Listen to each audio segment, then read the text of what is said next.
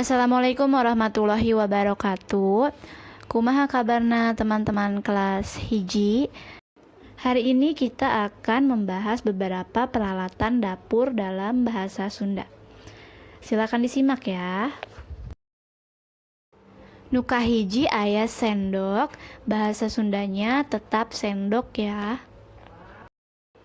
Kedua, gelas, artinya gelas. Nu katilu aya coet, artinya cobek. Nu kaopat piring, artinya piring.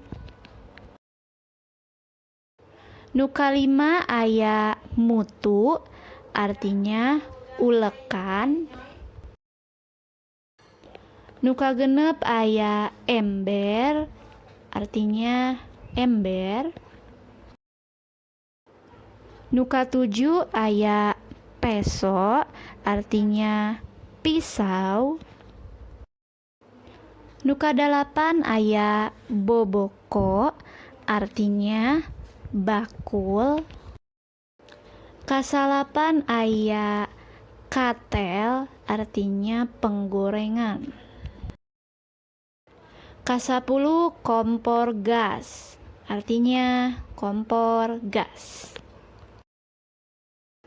Kita ulang lagi untuk bahasa Sundanya ya. Sendok, gelas, coet, piring, mutu. Ember, peso, boboko, katel, kompor gas. Itu tadi peralatan dapur dalam bahasa Sunda.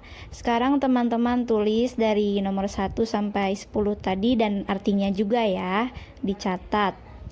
Juga difoto kemudian kirimkan ke Miss Iva lewat WA. Oke? Nya sakitu ti Miss Iva. Wassalamualaikum warahmatullahi wabarakatuh.